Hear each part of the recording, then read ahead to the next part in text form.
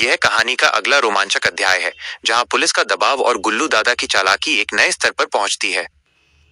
अदृश्य शक्ति, अध्याय 2, शिकारी और शिकंजा। शहर में खलबली और राजवीर की एंट्री। शहर के बड़े व्यापारियों और रईसों के बीच हाहाकार मचा हुआ था। गुल्लू दादा के आदमियों ने वसूली का ऐसा चक्रव्यूह रचा था कि हर बड़ा नाम खौफ के साए में था। तभी पुलिस मुख्यालय में एक नए और सख्त मिजाज के अफसर की एंट्री होती है। एसपी राजवीर सिंह।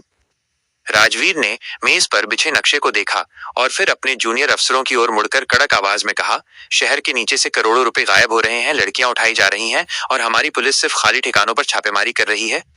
इसका मतलब साफ है, गुल्लू दादा हमसे नहीं, हम गुल्लू के डर से भाग रहे हैं।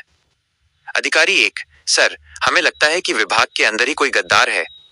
राजवीर की नजरें कोने में खड़े इंस्पेक्टर सुमेर पर जाकर टिकी। सुमेर ने नजरें झुका लीं। राजवीर के चेहरे पर एक कुटिल मुस्कान आई। गद्दार को ढूंढना मुश्किल नहीं होता, बस उसे लालच देना पड़ता है। गुल्लू दादा का मायाजाल। शहर वाले गुप्त ठिकाने पर गुल्लू दादा एक शानदार सोफे पर बैठा था। सामने टेबल पर शराब की महंगी बोतल और सिगरेट की डिब्बी रखी थी। उसके ठीक सामने माया बैठी थी, जिसकी आंखों में अब डर की जगह गुस्सा झलक रहा था। गुल्लू दादा, खाना कैसा था माया? मेरे शहर में लोग दाने दाने को तरसते हैं और यहाँ तुझे शाही दावत मिल रही है। माया, ये खाना नहीं, जहर है दादा। आप खुद को बादशाह समझते हैं, लेकिन सच तो ये है कि आप एक अंधेरी सुरंग के चूहे हैं जो रोशनी से डरकर जमीन के नीचे छिपे हैं। गुल्लू दादा की हंसी पूरे हॉल में गूंज उठी। चूहा? नहीं माया, मैं वो बिजली हूं जो गिरती कहीं है और जलाती कहीं और है। रही बात रोशनी की, तो बहुत जल्द मैं इस शहर के सबसे बड़े चौराहे पर खड़ा होकर अपनी जीत का ऐलान करूंगा। तभी राजू अंदर दौड़ता हुआ आया। उसके चेहरे पर हवाइयां उड़ रही थीं। राजू, दादा, अनर्थ हो गया।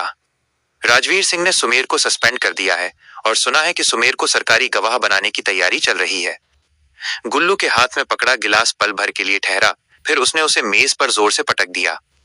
सुमेर, अगर उसने जुबान खोली तो मेरा जंगल वाला रास्ता खतरे में पड़ सकता है।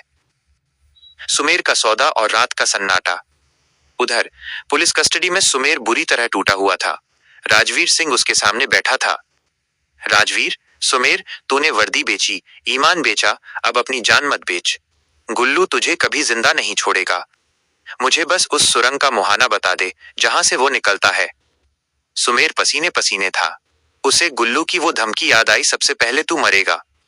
लेकिन राजवीर की आंखों में उसे अपनी आखिरी उम्मीद दिखी। उसने कांपते हाथों से पेन उठाया और कागज पर एक गुप्त निशान बना दिया। जंगल में हलचल, मौत का खेल। उसी रात गुल्लू दादा ने फैसला किया कि वो शहर वाला ठिकाना छोड़कर जंगल वाले बेस में शिफ्ट हो जाएगा। वो माया को साथ लेकर सुरंग के रास्ते निकलने ही वाला था कि तभी सुरंग के अलार्म बजने लगे। गुल्लू दादा, राज, ये क्या है? राजू, दादा, पुलिस पुलिस सुरंग के अंदर आ चुकी है। सुमेर ने हमें बेच दिया। गुल्लू के चेहरे पर पहली बार एक खौफनाक शिकन आई। उसने अपनी गन निकाली और माया का हाथ पकड़कर तेजी से जंगल की ओर जाने वाली सुरंग में भागा। पीछे से पुलिस की भारी कदमों की आवाज और गोलियों की तड़तड़ाहट गूंज रही थी। जंगल के ठिकाने पर पहुंचते ही गुल्लू ने अपने आदमियों को पोजीशन लेने को कहा। वो जानता था कि यह ठिकाना अभेद्य है, लेकिन राजवीर सिंह कोई मामूली शिकारी नहीं था। अंतिम वार की तैयारी। रात के अंधेरे में जंगल के बीचों बीच बनी उस गुप्त गुफा के बाहर राजवीर सिंह अपनी टीम के साथ खड़ा था।